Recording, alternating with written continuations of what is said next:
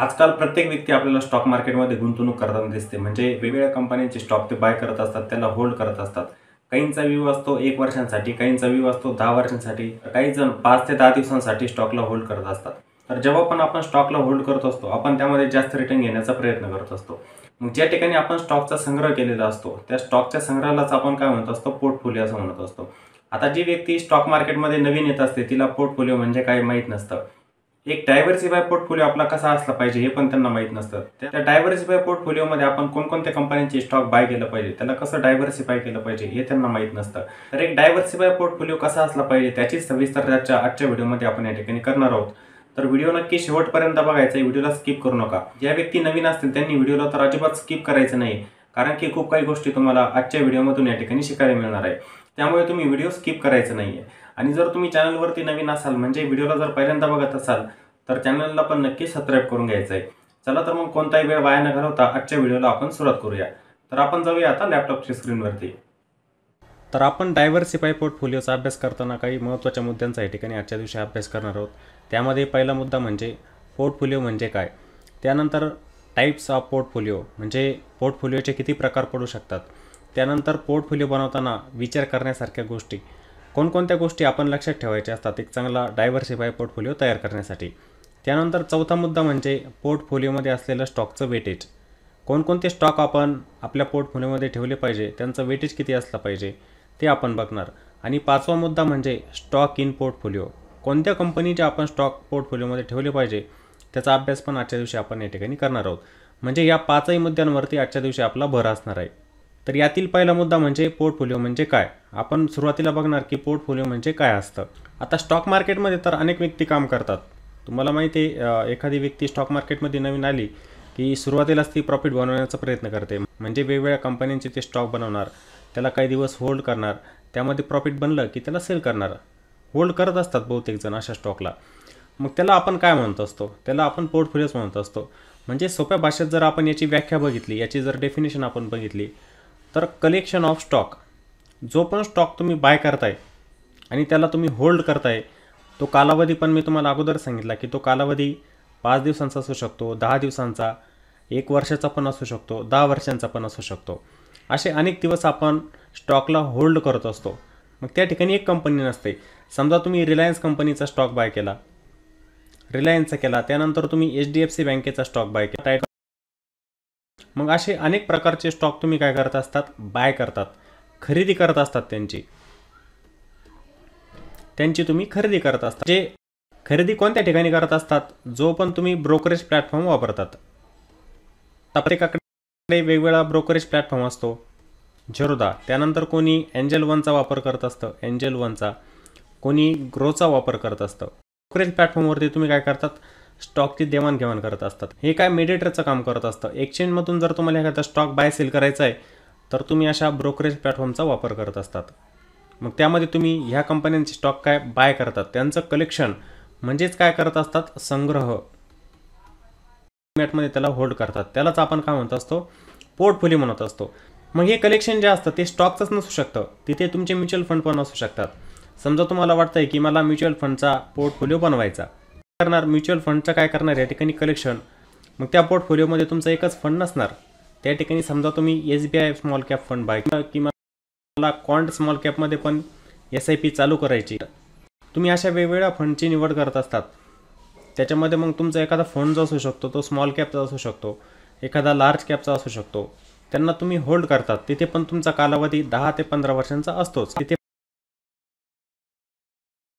पण काय फंडचं कलेक्शन असतं, त्याला पण आपण काय म्हणतो, पोर्टफोलिओ असं म्हणत असतो. त्यानंतर तुम्ही बॉन्ड पण बाय करत असतात. बॉन्डला पण बाय करू शकतात तुम्ही, कमोडिटीला पण बाय करू शकतात. ठीक आहे. अशा वेगवेगळ्या प्रकारे तुम्ही काय सिक्युरिटीजला या ठिकाणी होल्ड करत असतात.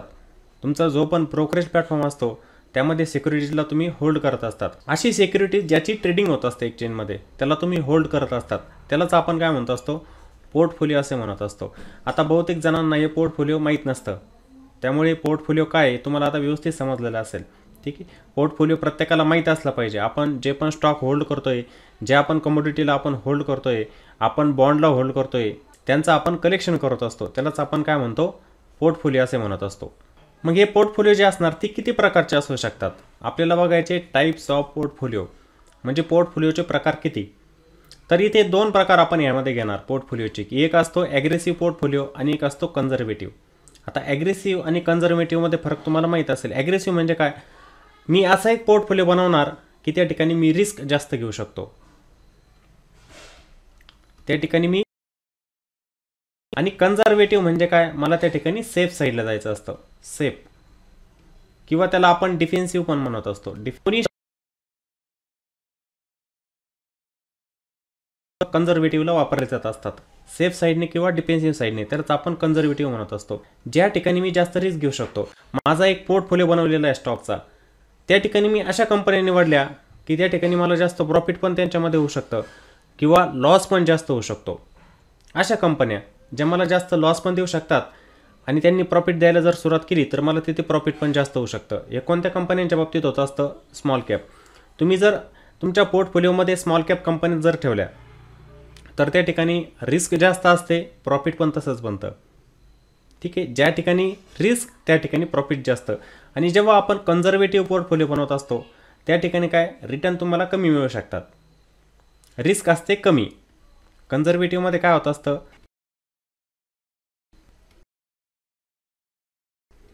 कन्झर्वेटिव्ह पोर्टफोलिओमध्ये मला रिटर्न पण कमी मिळत असतात, मिळणारे रिटर्न पण कसे असतात, कमी असतात. जेव्हा ॲग्रेसिव्ह पोर्टफोलिओ बनवत असतात तिथे रिटर्न तुमचे जास्त बनत असतात, रिस्क असते जास्त, रिस्क असते जास्त आणि मिळणारे रिटर्न जे असतात ते पण कसे असतात, जास्त असतात. हा दोघांमध्ये फरक. म्हणजे एक आपण ॲग्रेसिव्ह पोर्टफोलिओ पण बनवू शकतो आणि आपण कन्झर्वेटिव्ह पोर्टफोलिओ पण बनवू शकतो. असे दोन प्रकारचे टाईप जे असतात ते पोर्टफोलिओचे असतात, ॲग्रेसिव्ह आणि कन्झर्वेटिव्ह. मग जेव्हा आपल्याला एक पोर्टफोलिओ बनवायचा आहे, समजा तुम्हाला एक डायव्हर्सिफाय पोर्टफोलिओ बनवायचा आहे, तर आपण कोणकोणत्या गोष्टी त्या ठिकाणी लक्षात ठेवायच्या असतात, कोणत्या गोष्टीकडे आपण लक्ष केंद्रित केलं पाहिजे. जेव्हा माझा व्ह्यू लॉंग टर्मचा आहे, माझा व्ह्यू शॉर्ट टर्मचा आहे, मला एक डायव्हर्सिफाय पोर्टफोलिओ बनवायचा आहे, मग मी कोणकोणत्या गोष्टी लक्षात ठेवल्या पाहिजे त्यावरती आपण या ठिकाणी आता फोकस करणार. तर सर्वात पहिली महत्त्वाची गोष्ट म्हणजे इन्व्हेस्टरचा असलेला एज, म्हणजे जो पण गुंतवणूकदार असणार. म्हणजे एखादी व्यक्ती गुंतवणूक करते स्टॉक मार्केटमध्ये, स्टॉक बाय करते, खरेदी करते त्यांची, तर प्रत्येकाचं वेगवेगळं वय असणार. काही व्यक्ती अशा आहे की त्या लवकर गुंतवणुकीला सुरुवात करतात. आपण म्हणू शकतो की विद्यार्थी अवस्थेमध्ये, जसं समजा एखाद्या मुलाचं वय आहे 22 वर्ष, ती 22व्या वर्षी काय करते, गुंतवणूक करते. एखाद्याचं वय आहे समजा 30 वर्ष, 30व्या वर्षी ती गुंतवणुकीला समजा एखादी व्यक्ती आहे तिचं वय 50 वर्ष, ती 50व्या वर्षी गुंतवणुकीला सुरुवात करते, 60व्या वर्षी ते गुंतवणुकीला सुरुवात करतात. आपण बघितलेलं बघा, बहुतेक व्यक्ती अशा असतात की रिटायर झालेले असतात, त्यांचं वय 60 असतं, नंतर ते स्टॉक मार्केट शिकायला पण सुरुवात करताय. आपण बघत असतो बघा, आपल्या समाजामध्ये पण आपल्याला अशा बहुतेक व्यक्ती बघायला मिळतील की त्यांचं वय 60 वर्ष असतं आणि त्यांनी आत्ता गुंतवणुकीला सुरुवात केलेली असते स्टॉकमध्ये. वेगवेगळ्या कंपन्यांचे ते स्टॉक बाय करतात, त्यांचं वय जास्त असून सुद्धा ते गुंतवणूक करत असतात. मग पहिली महत्त्वाची गोष्ट जी असते, आपण इन्व्हेस्टरचं एज बघितलं पाहिजे किती असतं. समजा माझा कालावधी लॉंग टर्मचा आहे, माझं वय आहे 22 वर्ष, मी अजून किती वर्ष या ठिकाणी गुंतवणूक करू शकतो, माझ्याकडे वेळ असतो, मी पुढची 30 वर्ष पण या ठिकाणी गुंतवणूक करू शकतो. समजा एखाद्याचं वय 30 वर्ष चालू आहे, 30 वर्ष, तर ती पुढच्या 20 वर्षांपर्यंत गुंतवणूक करू शकते. एखाद्याचं वय 40 वर्ष चालू असणार का, आपण ज्या ठिकाणी पैसा गुंतवत असतो त्या पैशाचा उपभोग पण आपल्याला घ्यायचा असतो. असं नाही की तुम्ही जर 60व्या वर्ष गुंतवणूक करताय तर आपलं वय किती असणार, बाकी आपण किती दिवस पुढची गुंतवणूक करू शकतो ते पण आपण लक्षात ठेवायचं असतं. माझ्याजवळ पुढचा कालावधी कमी असणार गुंतवणुकीसाठी आणि मग त्या पैशांचा मी उपभोग केव्हा घेणार, तर ह्या गोष्टी पण आपण बघायच्या असतात. त्यासाठी जेव्हा एक आपल्याला डायव्हर्सिफाय पोर्टफोलिओ बनवायचा असतो, वय खूप मॅटर करतं. तुमचं जेवढं कमी वय असेल तेवढं जास्त दिवस तुम्ही गुंतवणूक करू शकतात. तुमचं जर जास्त वय असेल तर तुमच्याकडे वेळ कमी असतो, कालावधी कमी असतो, त्या ठिकाणी तुम्ही जास्त गुंतवणूक करू पण शकत नाही आणि रिटर्न पण तुम्हाला मिळणार नाही. का मिळणार नाही, तर मार्केटमध्ये उतार चढाव तर चालू असतात, मार्केटमध्ये उतार चढाव चालू असतात. जेव्हा तुम्ही लॉंगर टाईम फ्रेममध्ये जात असतात, तुमचा कालावधी जेव्हा गुंतवणुकीचा मोठा असतो, तुम्ही उतार चढाव सहन करू शकतात, तुमचे रिटर्न बनवू शकतात. तुम्ही जर पुढचे 20 वर्ष गुंतवणूक करत राहिले तुम्ही जर पुढचे 20 वर्ष लक्षात ठेवून जर गुंतवणूक केली आत्तापासून तर तुम्हाला रिटर्न मिळतील. पण जर समजा माझं वय 60 वर्ष आहे आणि समजा पुढचे 4-5 वर्ष मला गुंतवणूक करायची आहे त्याच्यामध्ये, तर मार्केटमध्ये उतार चढाव चालूच असतात. तुम्ही पोर्टफोलिओ बनवला, थोडे दिवस तुम्हाला चांगले रिटर्न दिसतील, समजा मार्केटमध्ये आला क्रॅश, तर तुमची असलेली रक्कम किंवा तुमचं असलेलं प्रॉफिट त्या पोर्टफोलिओमध्ये तुम्हाला मायनस दिसणार. तुमचा पोर्टफोलिओ पण त्या ठिकाणी मायनस होऊ शकतो. त्यामुळे जेव्हा पण आपल्याला एक डायव्हर्सिफाय पोर्टफोलिओ बनवायचा आहे, वय खूप मॅटर करत असतं. एज जेवढं कमी वय असेल तेवढा जास्त कालावधीसाठी तुम्ही एक चांगला पोर्टफोलिओ स्टॉकचा बनवू शकतात. आणि तुम्हाला टाईम सांगितलाच मी, टाईम पण यामध्ये कव्हरच केला की तुम्ही टाईम किती घेऊ शकतात. वय, कोणाचं वय 30, कोणाचं 40, कोणाचं 50, हे वय खूप मॅटर करत असतं. आणि टाईम, पुढचा टाईम किती घेऊ शकतात तुम्ही. एक डायव्हर्सिफाय पोर्टफोलिओ तुम्हाला बनवायचा आहे, तुम्ही किती दिवस त्याला होल्ड करू शकतात. जेवढे दिवस तुम्ही होल्ड केलं तेवढे रिटर्न तुमचे चांगले बनतील, तेवढे रिटर्न तुमचे चांगले बनत असतात. समजा मला पुढच्या 30 वर्षांपर्यंत एका पोर्टफोलिओला होल्ड करायचं आहे, मला काय करायचं, त्यांना होल्ड करायचं आहे, मग मला त्या ठिकाणी रिटर्न जास्तच मिळणार. एखाद्या कंपनीचा स्टॉक आहे, समजा तुम्ही आत्ताच्या वेळेला टाटा पॉवर नावाची कंपनी ह्या वेळेला तुम्ही बाय केली. टाटा पॉवर 250 रुपये त्याची किंमत चालू होती. आता पुढचे 30 वर्ष जेव्हा तुम्ही होल्ड करणार आहे, तो स्टॉक 250 रुपये असणार का? नाही. हे बघा, एक फंडामेंटल कंपनीचे असते, जिचे फंडामेंटल चांगले असतात, बिझनेस चांगला असतो, तिच्यामध्ये ग्रोथ नक्कीच असते, तिच्यामध्ये ग्रोथ नक्कीच होत असते. मग आपल्याला तिथं रिटर्न मिळणार. जो स्टॉक तुम्हाला आत्ता 250 रुपये दिसतोय, तो भविष्यामध्ये 4000 पण असू शकतो, त्याचा भाव तुम्हाला 4000 पण दिसू शकतो, 5000 पण असू शकतो, वाढणारच. तुमचे रिटर्न पण त्या ठिकाणी वाढलेलेच असणार. त्यामुळे तुम्ही किती दिवस त्याला होल्ड करताय, तो टाईम 20 वर्ष, 30 वर्ष, 10 वर्ष, त्यावरती पण तुमचा पोर्टफोलिओ डिपेंड असतो. तुम्हाला त्यामध्ये प्रॉफिट जास्त दिसणार, तुम्हाला त्या ठिकाणी रिटर्न जास्त दिसणार. जेवढा कालावधी जास्त, टाईम जास्त, तेवढे रिटर्न जास्त.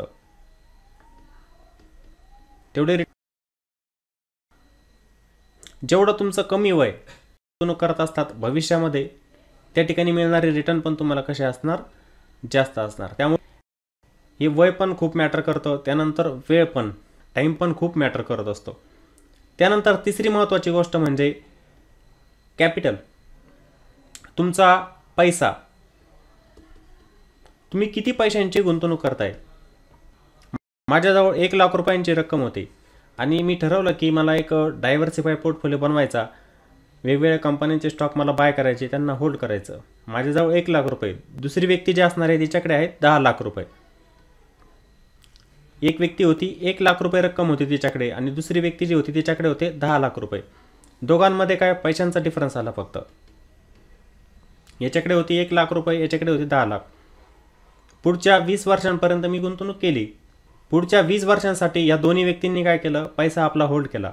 आता या 1 लाखांचे 10 लाख रुपये तयार झाले 20 वर्षांमध्ये, 10 लाख रुपये. आणि ह्या 10 लाखाचे 1 करोड रुपये तयार झाले.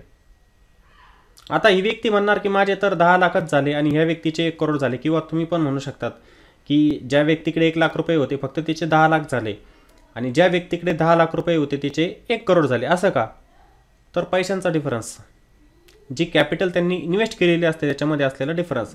आपण डायव्हर्सिफिकेशन सारखंच केलं, सारख्याच कंपन्यांचे स्टॉक पण बाय केले. मग फरक कुठे?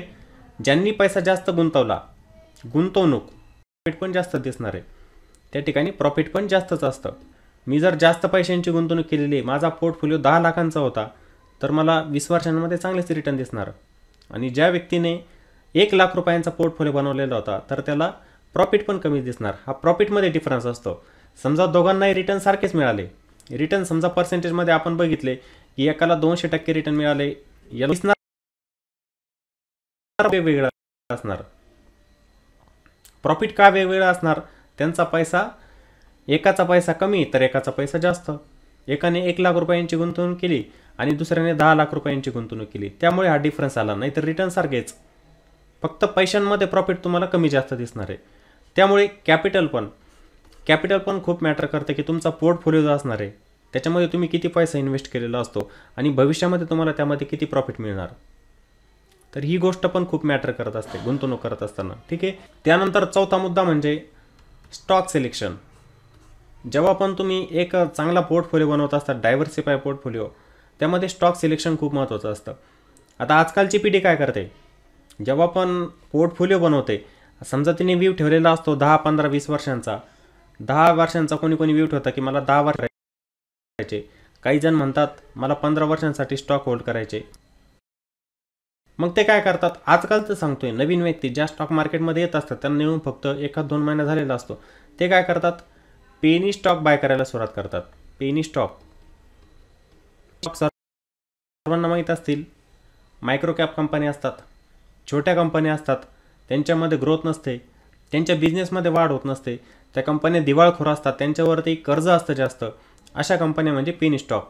म्हणजे आपण आजकाल बघतो ना, कोणी 1 रुपयांचा स्टॉक बाय करतं, कोणी 2 रुपयांचा, कोणी 5 रुपयांचा. आपण काय म्हणतो, पेनी स्टॉक असं म्हणत असतो. अशा कंपन्यांमध्ये ते गुंतवणूक करून एक पोर्टफोलिओ बनवण्याचा प्रयत्न करतात. पैसा चांगला असतो. माझ्याकडे आहे 10 लाख रुपयांची रक्कम. आता बघा, दोघांमध्ये डिफरन्स बघा, की ज्या व्यक्तीकडे 10 लाख रुपये आहे तिने काय केलं, पूर्ण पेनी स्टॉकचा पोर्टफोलिओ बनवला. त्या पोर्टफोलिओमध्ये पूर्ण काय स्टॉक होते. आणि एक व्यक्ती अशी होती की तिच्याकडे फक्त 1 लाख रुपयांची रक्कम होती. तिने काय केलं, ज्या कंपनीचे फंडामेंटल चांगले, बिझनेसमध्ये वाढ होते, ग्रोथ होते, तिच्यामध्ये गुंतवणूक केली. फंडामेंटल ज्या कंपनीचे चांगले होते त्या कंपनीमध्ये त्यांनी गुंतवणूक करायला सुरुवात केली. आता इथे पैशांचा डिफरन्स झाला. इथे काय, एका व्यक्तीने 10 लाख रुपये पेनी स्टॉकमध्ये गुंतवले, म्हणजे त्याचा पोर्टफोलिओ जो होता तो पेनी स्टॉकचा होता. पण ज्याच्याकडे 1 लाख रुपयांची रक्कम होती त्यांनी असा पोर्टफोलिओ बनवला, त्या पोर्टफोलिओमध्ये फंडामेंटली चांगल्या कंपन्या होत्या. मग 20 वर्षांपर्यंत त्यांनी होल्ड केलं, तर या 1 लाखाचे काय झाले, 10 लाख रुपये झाले पुढच्या 20 वर्षांमध्ये. पण ज्या व्यक्तीने 10 लाख रुपयांची गुंतवणूक केलेली होती पेनी स्टॉकमध्ये, तिचे बनले 5 लाख. 10 लाखाचे झाले 5 लाख. असं का झालं, स्टॉक सिलेक्शन चुकीचं. जो स्टॉक त्यांनी निवडायला पाहिजे होता आपल्या पोर्टफोलिओमध्ये तो निवडला नाही, त्यामुळे त्यांना काय झाला, लॉस. 5 लाखाचा याला लॉस झाला.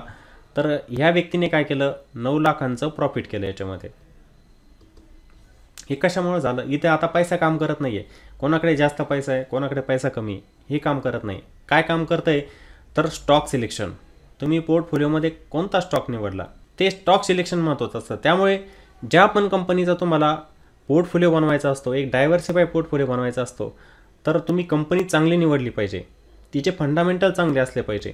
अशा कंपनीलाच तुम्ही तुमच्या पोर्टफोलिओमध्ये होल्ड केला पाहिजे. इतर कोणतेही स्टॉक त्या ठिकाणी बाय करायचे नसतात. पेनी स्टॉक तर अजिबात बाय करायचे नसतात. पण आजकाल आपले रिटेलर, सामान्य व्यक्ती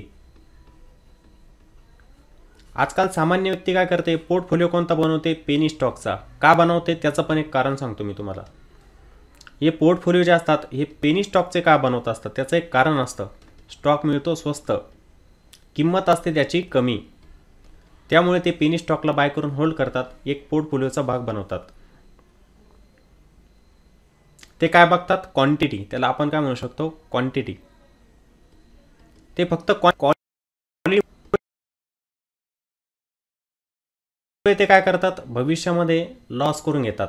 ज्या पण व्यक्ती क्वांटिटी बघतात ते काय लॉस करून घेणार, आणि ज्या व्यक्ती क्वालिटी बघतात ते प्रॉफिट बनवतात. मग त्यामुळे जेव्हा पण आपल्याला एक डायव्हर्सिफाय पोर्टफोलिओ बनवायचा आहे, आपण क्वालिटी बघितली पाहिजे. जी कंपनी आपण निवडणार तिची क्वालिटी आपण बघणार. तिची काय बघणार आपण, क्वालिटी. त्यांचे फंडामेंटल चांगले आहे, त्यांच्यामध्ये ग्रोथ आहे, त्यांचा बिझनेस चांगला आहे, अशाच कंपनीमध्ये आपण काय करणार, गुंतवणूक, इन्व्हेस्टमेंट आपण त्या ठिकाणी करणार. एखाद्या कंपनीचा शेअर स्वस्त आहे, 1 रुपयाला मला मिळतोय, 2 रुपयाला मिळतोय, त्यामध्ये गुंतवणूक केली तर आपलं प्रॉफिट कधी बनू शकत नाही. असं नाही की आता पण काही जण विचार करतात की MRFचा स्टॉक 9 रुपयाला होता आणि तो 1 लाखावरती आहे, तसे स्टॉक जर मी बाय करून ठेवले, एक स्टॉक मला 1 रुपयांचा मिळतोय, मी जर 10,000 क्वांटिटी बाय करून ठेवल्या, तर ते असतं चुकीचं. त्यामुळे जेव्हा पण आपण एक पोर्टफोलिओ बनवणार, त्या पोर्टफोलिओमध्ये ज्या पण कंपन्या फंडामेंटली चांगल्या असतात, भविष्यामध्ये चांगली ग्रोथ त्यांच्यामध्ये असते, त्यांच्यामध्येच आपण गुंतवणूक केली पाहिजे. आपल्याला माहिती आहे, आपण समाजामध्ये वावरतो, आपल्याला माहिती आहे की आजकाल सोलरवरती जास्त भर दिला जातो आहे, सोलरवरती. मग आपण सोलर कंपनीचा स्टॉक निवडला पाहिजे एखादा, ज्या कंपन्या सोलरवरती काम करत आहे, कारण की भविष्य तेच आहे. त्यानंतर EV व्हेकल बघा, इलेक्ट्रॉनिक व्हेकल, भविष्यामध्ये त्याच येणार. त्यामध्ये कोणकोणत्या कंपन्या काम करू शकतात तुम्हाला वाटतं? टाटा मोटर करू शकते, फंडामेंटली चांगली कंपनी. टाटा पॉवर आहे, ती पण करणार त्या ठिकाणी काम. त्यानंतर एक्साईड आहे, बॅटरी बनवण्याचं काम करते, ती पण करू शकते. टाटा केमिकल, बॅटरीसाठी लागणारं केमिकल कोण प्रोव्हाइड करतं? टाटा केमिकल करणार. मग अशा फंडामेंटली कंपन्या आपण निवडल्या पाहिजे, त्यांच्यामध्ये गुंतवणूक केली पाहिजे. असं नाही की एखादा स्टॉक आहे, एनर्जीचा स्टॉक आहे, आता मला माहिती आहे एनर्जी सेक्टरवरती जाणार आहे, भविष्य तेच आहे, सोलर तेच आहे, मग मी काय करतो, एखादा एनर्जी सेक्टरचा ₹1 स्टॉक बाय करतो. माझ्या मनात काय विचार चाललेला असतो, हे कोणाच्या बाबतीत होतं, ज्यांना असते लालसा, त्यांच्या बाबतीत जास्त होतं. ते काय करणार, ₹1 स्टॉक बाय करून बसणार. ते म्हणणार की हा ₹1 स्टॉक 5,000 होईल किंवा ₹1 स्टॉक 1,000वरती जाईल. हे विचार त्यांच्या मनामध्ये चालू असतात, त्यांनाच या ठिकाणी लॉस होत असतो. त्यामुळे जेव्हा पण आपल्याला एक पोर्टफोलिओ बनवायचा तर त्यामध्ये स्टॉक सिलेक्शन खूप गरजेचं असतं. तुम्ही जर चांगला स्टॉक निवडला तर तुम्हाला भविष्यात चांगले रिटर्न मिळतील, तुमचा पोर्टफोलिओ प्लसमध्ये असणार. जर तुमचं स्टॉक सिलेक्शन चुकलं तर रिटर्न तुम्हाला कमी मिळणार, निगेटिव्ह रिटर्न तुमचे तयार होतील. त्यामुळे स्टॉक सिलेक्शन पण खूप मॅटर करतं. त्यामुळे जेव्हा पण आपण एक पोर्टफोलिओ बनवणार या गोष्टींचा आपण नक्की विचार करायचा असतो. आपलं वय किती आहे, आपण किती गुंतवणूक भविष्यात करू शकतो, मी किती वेळ देऊ शकतो, पुढचा 20 वर्ष देऊ शकतो की 15 वर्ष देऊ शकतो की 10 वर्ष देऊ शकतो, ती वेळ कालावधी पण खूप मॅटर करतो. त्यानंतर मी किती पैसा गुंतवणूक आत्ता केला पाहिजे जेणेकरून भविष्यात मला चांगले रिटर्न मिळतील, ती कॅपिटल पण महत्त्वाची असते, पैसा पण महत्त्वाचा असतो. आणि स्टॉक सिलेक्शन, चांगल्या कंपन्या निवडायच्या की खराब कंपन्या निवडायच्या त्यावरती पण पोर्टफोलिओचे रिटर्न डिपेंड असतात. त्यामुळे या सर्व गोष्टी आपण बघितल्या पाहिजे. त्यामुळे मी इथं आपलं एज लिहिलं, टाईम लिहिलं, कॅपिटल लिहिलं आणि स्टॉक सिलेक्शन लिहिलं. कोणत्या स्टॉकला तुम्ही तुमचा पोर्टफोलिओचा भाग बनवताय, तर या सर्व गोष्टी तुम्हाला समजलेल्या असतील. जेव्हा पण आपण आता स्टॉकचा पोर्टफोलिओ बनवतोय, एक डायव्हर्सिफाय पोर्टफोलिओ बनवतोय, आपण इथे स्टॉकचा अभ्यास करतोय. येणाऱ्या काही दिवसांमध्ये मी पुन्हा एक व्हिडिओ घेऊन येईल, त्यामध्ये स्टॉक पण असू शकतात, कमोडिटी पण असू शकते, त्याच्यानुसार पण आपण डायव्हर्सिफिकेशन करू शकतो. पण आज आपण जो व्हिडिओ बघतोय, आपण या ठिकाणी जो अभ्यास करतोय फक्त स्टॉक पोर्टफोलिओचा. ठीक आहे. मग या स्टॉक पोर्टफोलिओमध्ये वेटेज किती असला पाहिजे, त्या पोर्टफोलिओमध्ये कोणत्या स्टॉकचं किती वेटेज असलं पाहिजे ते पण तुम्हाला माहीत असलं पाहिजे. जसं आपला एक इंडेक्स असतो बघा, इंडेक्स निर्देशांक, इंडेक्समध्ये निफ्टी 50 पण काय एक पोर्टफोलिओ आहे, कलेक्शन ऑफ स्टॉक आहे, ते पण स्टॉकचा काय संग्रह. त्यामध्ये आपण कोणते स्टॉक घेतो का नाही, तिथे पण कंपन्यांची क्वालिटी बघितली जात असते, तो पण एक पोर्टफोलिओ असतो. तिथे चांगल्या कंपन्या ज्या असतात, फंडामेंटली चांगल्या कंपन्या असतात, ज्यांचं मार्केट कॅप चांगलं असतं, अशाच कंपन्यांचा समावेश जो असतो तो इंडेक्समध्ये केला जात असतो. दुसऱ्या कोणत्याही कंपन्या नसतात. समजा त्या कंपनीचा परफॉर्मन्स कमी झाला, कंपनी प्रॉफिटेबल नसेल तर ती कंपनी बाहेर काढली जाते, दुसऱ्या कंपनीचा समावेश इंडेक्समध्ये केला जात असतो. तसंच आपल्याला पण करायचं आहे, तिथे पण तुम्ही त्याला वेटेज दिला पाहिजे. असं नाही की फक्त तुम्ही लार्ज कॅपचे स्टॉक त्यामध्ये बाय केले, लार्ज कॅप कंपन्या, किंवा असं नाही की त्यामध्ये तुम्ही स्मॉल कॅप कंपनीज बाय केल्या पाहिजे, तुमचे रिटर्न कमी जास्त बनू शकतात. मग मी ते तुम्हाला अगोदर सांगितलं, जर तुम्ही स्मॉल कॅपच्या कंपन्या बाय केला तर तुम्ही काय एक ॲग्रेसिव्ह पोर्टफोलिओ तयार करताय, मग तुमचे रिटर्न जास्त पण बनू शकतात आणि कमी पण बनू शकतात. जेव्हा पण एक स्टॉक पोर्टफोलिओ बनवायचा त्याला आपण डायव्हर्सिफाय केलं पाहिजे. जगप्रसिद्ध गुंतवणूकदार वॉरन बफेट यांचं एक वाक्य तुम्ही ऐकलेलं असेल बघा, सर्व अंडे जे आहेत ना एकाच बास्केटमध्ये टाकू नका, वेगवेगळ्या बास्केटमध्ये टाका. म्हणजे त्याला काय डायव्हर्सिफाय करायचं. त्यांचं म्हणणं काय की तुम्ही काय करा, एकाच कंपनीमध्ये पूर्ण पैसा लावू नका, डायव्हर्सिफाय करा. जर तुम्हाला 1,00,000 रुपयांची गुंतवणूक करायची तर एका स्टॉकमध्ये करू नका. 25,000 तुम्ही एका स्टॉकमध्ये गुंतवणूक करा, 25,000 तुम्ही तिसऱ्यामध्ये करा आणि 25,000 तुम्ही चौथ्यामध्ये करा. ही 1,00,000 रुपयांची रक्कम जास्त दिला तुम्ही 4 स्टॉकमध्ये गुंतवलं पाहिजे, याला डायव्हर्सिफाय केलं पाहिजे. तसंच आपण या ठिकाणी करणार, आपण इथे वेटेज देणार, याला काय म्हणणार आपण, स्टॉक पोर्टफोलिओ वेटेज. इथे वेटेज कसं असणार त्याचं, आपण वेगवेगळ्या प्रकारच्या कंपन्या ऐकत असतो बघा, large cap, mid cap, small cap कंपन्या. आता सर्वांना माहीत असेल लार्ज कॅप कंपनी आपण कशाला म्हणत असतो, ज्या कंपनीचं मार्केट कॅप 20,000 करोडच्या वरती असतं, 20,000 करोडपेक्षा काय असतं जास्त, काय म्हणतात लार्ज कॅप कंपनी, तिला आपण लार्ज कॅप कंपनी म्हणत असतो. मिड कॅप कंपनी आपण कशाला म्हणतो, ज्या कंपनीचा मार्केट कॅप 5,000 करोडपेक्षा जास्त असतं, तिला आपण काय म्हणतो मिड कॅप. त्यानंतर स्मॉल कॅप कंपनी आपण कशाला म्हणतो, ज्या कंपनीचा मार्केट कॅप 5,000 करोडपेक्षा कमी असतं, 5,000 करोडपेक्षा कमी. मार्केट कॅप 20,000 करोडपेक्षा जास्त असतं तिला आपण म्हणतो लार्ज कॅप कंपनी. ज्या कंपनीचं मार्केट कॅप 5,000 करोडपेक्षा जास्त असतं, 5,000 करोड ते 20,000 करोड, इथे लिहू शकता तुम्ही 5,000 करोड ते 20,000 करोड या रेंजच्या दरम्यान असतं, त्यांना आपण काय म्हणतो, मिड कॅप कंपनी असं म्हणतो, मिड कॅप स्टॉक म्हणतो. लार्ज कॅपलाच आपण एक नाव दिलेलं असतं दुसरं बघा, ब्ल्यू चिप स्टॉक. आपण याला ब्ल्यू चिप स्टॉक समजलं. आणि 5,000 करोडपेक्षा कमी मार्केट कॅप असलेल्या कंपन्या ज्या असतात त्या स्मॉल कॅप कंपनी असतात. मग आपण इथे डायव्हर्सिफिकेशन करायचं आहे. आता माझ्या व्ह्यूनुसार आपला पोर्टफोलिओ कसा असला पाहिजे, हे माझ्यानुसार मी वेटेज काढलेलं आहे की कसा आपला पोर्टफोलिओ बनला पाहिजे, जिथे आपल्याला काय धोका पण कमी असणार, बनू शकतात भविष्यात, रिटर्न पण आपले चांगले बनू शकतात. हे माझ्या व्ह्यूनुसार आहे कसं वेटेज आपलं स्टॉकचं या ठिकाणी असलं पाहिजे आपल्या पोर्टफोलिओमध्ये. तर याच्यामध्ये आपण लार्ज कॅपला जे वेटेज दिलं 50%, म्हणजे आपण जो पोर्टफोलिओ बनवणार त्याच्यामध्ये वेटेज जे असलं पाहिजे लार्ज कॅप स्टॉकचं ते 50% असलं पाहिजे. 50% त्यामध्ये लार्ज कॅप स्टॉक असले पाहिजे. त्यानंतर मिड कॅप कॅटेगरी जे असणार तिचं वेटेज असलं पाहिजे 20% वेटेज असलं पाहिजे. आणि स्मॉल कॅप कंपनी जे असणार तिचं 30% वेटेज असलं पाहिजे.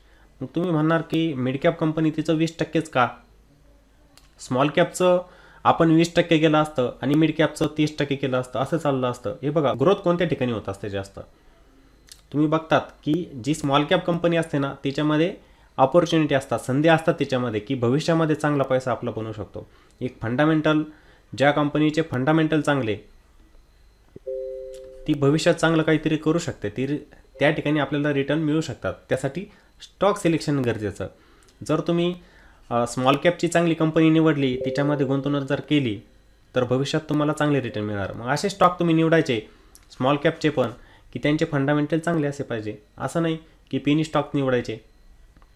तुम्ही जर पेनी स्टॉकमध्ये गुंतवणूक केली तर तुम्हाला लॉसच होणार. तिथे तुमचं काम करतं स्टॉक सिलेक्शन. तुम्ही स्टॉक कसे निवडताय, जी त्या ठिकाणी ग्रोथ जास्त होणार आहे तिथं आपण पर्सेंटेज थोडं जास्त दिलं 10%, म्हणजे टोटल केलं 30%. तिथे पण मिड कॅपमध्ये पण होणार ग्रोथ, पण तिथे आपण थोडंसं वेटेज कमी केलेलं आहे. जिथे ग्रोथ जास्त होणार तिथे वेटेज वाढवलं आणि 50% वेटेज दिलं आपण लार्ज कॅपमध्ये. आता तुम्ही म्हणणार मग इथे वेटेज का दिलं, इथं तर स्कोप नाही लार्ज कॅपमध्ये वाढण्याचा, मग इथं वेटेज का दिलं, आपल्या पोर्टफोलिओला प्रोटेक्ट करण्यासाठी. वाढ इथे पण होणार. रिलायन्स सारखी कंपनी, तिच्यात ग्रोथ होणार नाही का, होणार. त्यानंतर HDFC बँकेसारखी कंपनी पण वाढ होणार. TCS सारखी कंपनी, तिच्यात काय ग्रोथ होऊ शकत नाही, नक्कीच होणारच. मग इथे आपण वेटेज जास्त दिलं की आपला पोर्टफोलिओ जो असणार आहे तो निगेटिव्ह लवकर होणार नाही. एखादी फंडामेंटल कंपनी खाली जरी आली रिकवर होते. हे तुम्ही बघितलेलं असेल. इन्फोसिसमध्ये मी बहुतेक वेळेला तुम्हाला दाखवून दिलं, रिझल्ट खराब झाले, रिझल्ट खराब आले, क्वार्टरली रिझल्ट, स्टॉक 10% खाली आला, पण तसंच तो रिकवर झाला. तसंच आपल्या पोर्टफोलिओमध्ये पण होणार. जर या कंपन्या आपण बाय केलेल्या आहे यांच्यामध्ये करेक्शन आलं तर ती आपल्यासाठी पुन्हा संधी असते. आपल्याला उलट ती संधी असते तिथं टॉपअप करण्याची, की एक डीप मिळालं आहे मार्केटमध्ये, तिथं आपण टॉपअप करू शकतो आपल्या पोर्टफोलिओमध्ये. चांगल्या फंडामेंटल कंपन्या आहे तिथे आणखी स्टॉक आपण बाय करू शकतो. त्यामुळे आपण इथे वेटेज जास्त दिलेलं आहे 50%. आणि इथे वेटेज कमी दिलेलं आहे का दिलेलं आहे, हे बघा मिड कॅप आणि स्मॉल कॅप अशा असतात कंपन्या, त्यांच्यामध्ये तेजी जर गेली तर खूप होत असते. आणि जेव्हा त्यांच्यामध्ये करेक्शन येत असतं, सेलिंग जेव्हा व्हायला सुरुवात होत असते, तशाच त्या कंपन्या खाली पण येत असतात. मग जर तुम्ही इथे वेटेज वाढवलं त्यांचं, स्मॉल कॅप आणि मिड कॅपमध्ये जर जास्त वेटेज वाढवलं तर तुमचे रिटर्न पण कमी होऊ शकतात. भविष्यात तर वाढणारच, पण जर खाली आला तर तुमचा पोर्टफोलिओ तुम्हाला निगेटिव्ह दिसणार. मग तो निगेटिव्ह होऊ नये म्हणून आपण इथं वेटेज ठेवलेलं आहे लार्ज कॅपचं, जेणेकरून तुमचा पोर्टफोलिओ काय असेल, बॅलन्स. तुमचा पोर्टफोलिओ काय असणार या ठिकाणी, बॅलन्स असणार. तुमच्या पोर्टफोलिओमध्ये निगेटिव्ह रिटर्न या ठिकाणी दिसणार नाही, तुम्हाला निगेटिव्ह होऊ शकत नाही, तो असणार बॅलन्स. समजलं या गोष्टी. तर आपण इथे वेटेज दिलं लार्ज कॅपमध्ये 50%, मिड कॅपमध्ये 20% आणि स्मॉल कॅपमध्ये 30%. आपण ठरवलं की अशा कंपन्यांमध्ये मला या ठिकाणी गुंतवणूक करायची.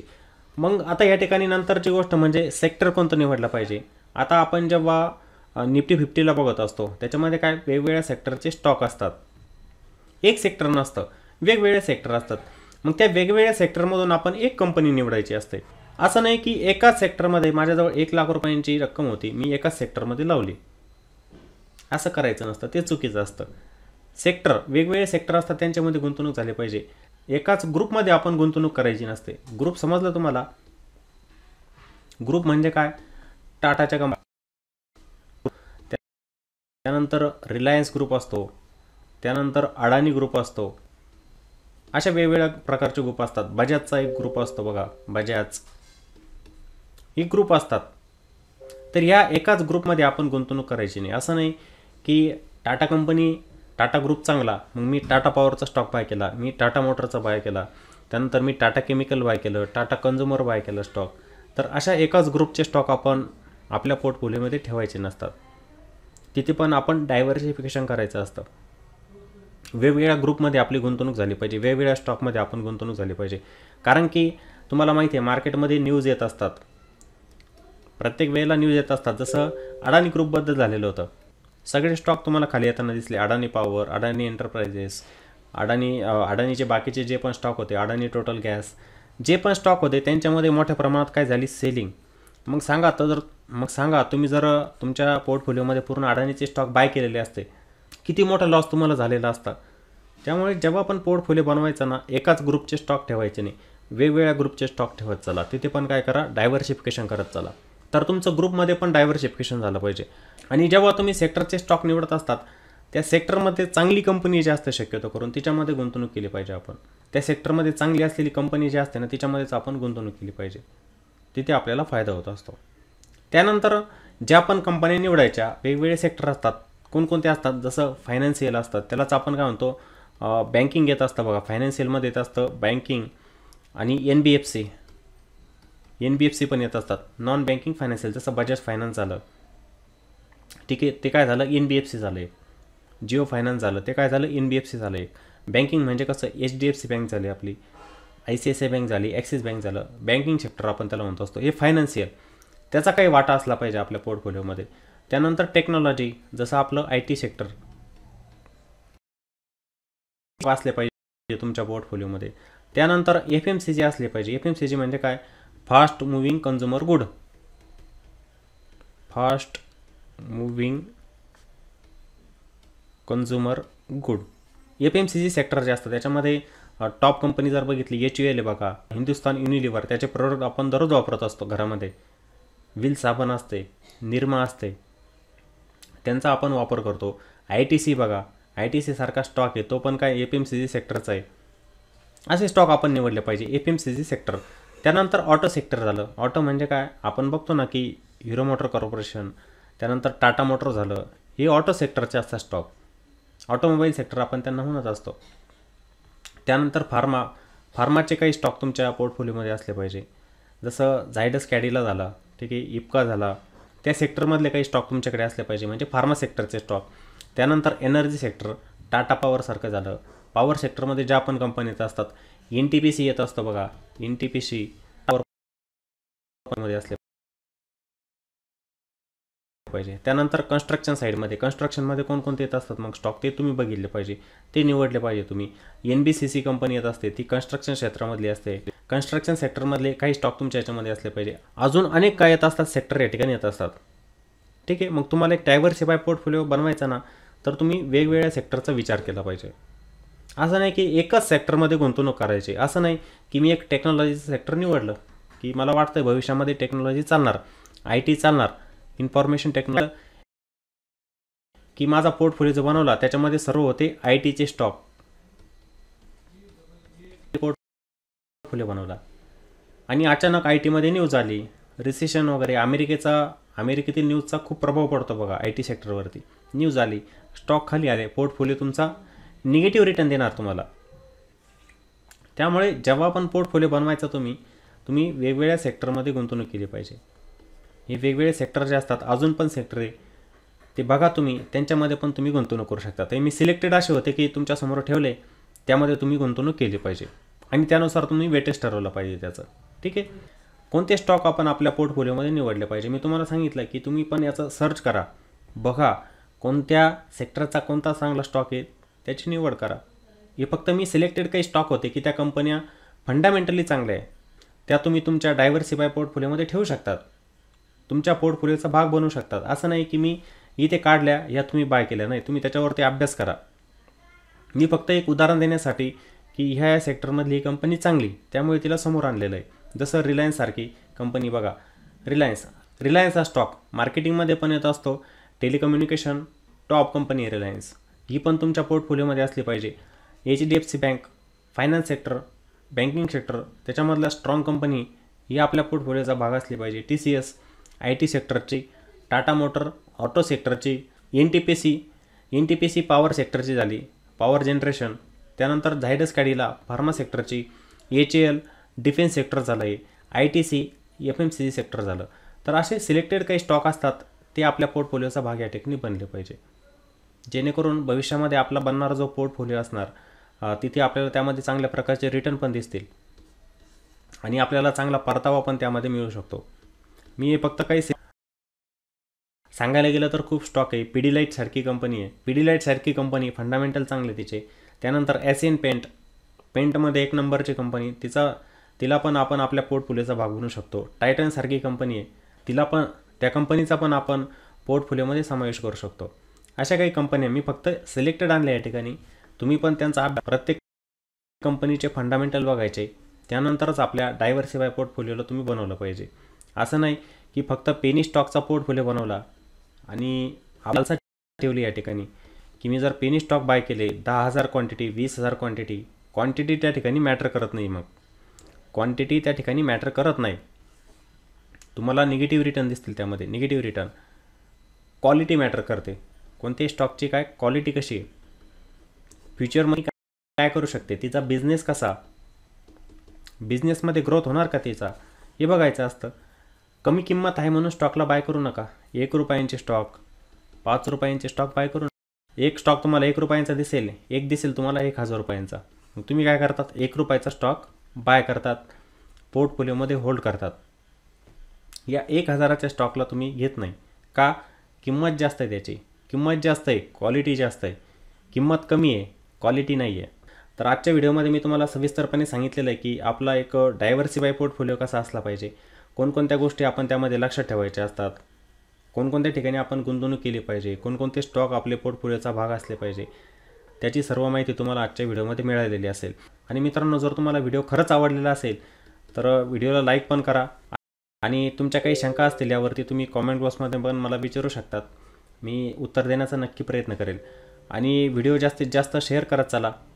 व्हिडिओ जर तुम्ही शेअर केला तर जी सामान्य व्यक्ती आहे, जी स्टॉक मार्केटमध्ये नवीन आहे, तिला पण समजेल की हे पोर्टफोलिओ म्हणजे नेमकं काय असतं. बहुतेक जणांना माहीत नाही आहे की पोर्टफोलिओ म्हणजे काय, हे पण त्यांना समजेल.